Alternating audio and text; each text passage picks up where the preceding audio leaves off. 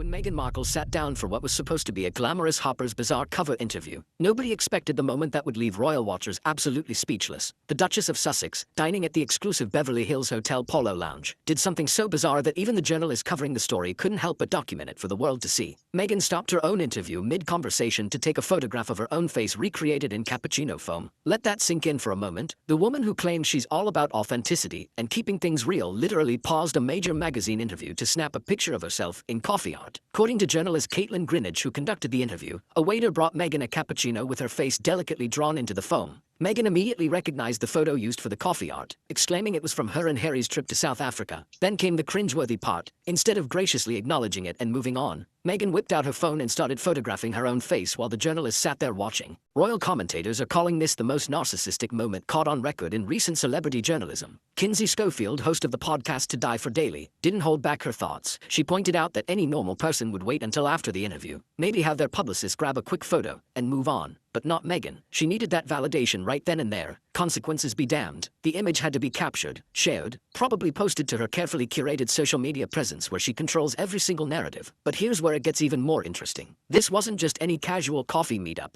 Meghan had strategically chosen a circular corner table in the garden area of the Polo Lounge, what the journalist described as a prime seat where they could see other diners and, more importantly, where other diners could see them. This was calculated from the very beginning. Meghan wanted to be seen, wanted to be noticed, wanted everyone in that exclusive Hollywood hotspot to know she was there conducting important business with a major fashion magazine. And her publicist, sitting right there between Meghan and the journalist throughout the entire first interview. Talk about controlling the narrative. Most celebrities who are truly confident in their message don't need a handle or physically position between themselves and the reporter. But apparently Meghan does. Industry insiders are whispering that this cappuccino incident perfectly encapsulates everything wrong with Meghan's current public image. She's trying so desperately to appear relatable and authentic while simultaneously craving the spotlight and validation that comes with celebrity status. The two just don't mix, and moments like this expose the carefully constructed facade. But the cappuccino catastrophe was just the appetizer. What happened next at a private brownstone in New York would leave even Meghan's most devoted supporters questioning her grip on reality. If you thought the cappuccino incident was peak Meghan delusion, buckle up. What happened during the second part of her Harper's Bazaar interview has royal experts convinced that Prince William's campaign to strip the Sussex titles just got a massive boost. Journalist Caitlin Greenidge flew to New York to continue the interview at a friend's grand brownstone on the Upper East Side. The house belonged to one of Meghan's close friends, believed to be Mission No-No, and it was clearly an expensive modern property with professional staff. When Greenidge arrived and entered the home, something absolutely mortifying happened. The house manager formally announced Meghan's entrance by proclaiming, "Meghan, Duchess of Sussex." Here's the kicker. There were only two other people in the entire house. Just Meghan, the journalist, and the staff member making this ridiculous announcement. Nobody else. No crowd, no party, no formal event requiring such pompous protocol. Just three people in a private residence, and Meghan still demanded to be announced by her royal title like she was arriving at Buckingham Palace for a state dinner. The journalist even noted in her piece that despite appearing to be alone in the house, this formal announcement still happened. Royal commentators immediately recognized this for what it was, a calculated power move by a woman absolutely obsessed with the status her marriage brought her. Tom Sykes, royal expert and founder of the Royalist newsletter, pointed out that anyone who actually understands how aristocratic titles work knows that using them on American soil is completely meaningless and frankly embarrassing. Sykes referenced Winston Churchill's 1929 American tour, where Churchill himself observed that titles count for nothing with Americans, and introduced himself simply as Mr. Churchill everywhere he went. That's how actual aristocracy behaves. They don't need to constantly remind everyone of their status, because their confidence comes from within, not from a title bestowed by marriage. But Meghan, she's allegedly making sure that even in the most casual, private settings, people are forced to acknowledge her as Duchess of Sussex. Royal watchers have noted she's been announced by this title in multiple settings, from arriving in golf carts to greet schoolchildren to private interviews in friends' homes. This woman told Oprah Winfrey back in 2021 that titles didn't mean anything to her, that she didn't care about such superficial trappings. Clearly that was a blatant lie. Palace insiders are whispering that this Harper's Bazaar revelation is exactly the kind of ammunition Prince William has been waiting for. He's reportedly been pushing his father, King Charles, to strip Harry and Meghan of their titles, arguing that they're commercially exploiting their royal connections in direct violation of the agreement made after they stepped back from royal duties. Every time Meghan insists on being called Duchess while hawking her jam or promoting her Netflix shows, she's proving William's point. Sources close to the situation suggest that William hopes Charles will act before his reign ends, but time is running out. What's certain is that moments like this private brownstone announcement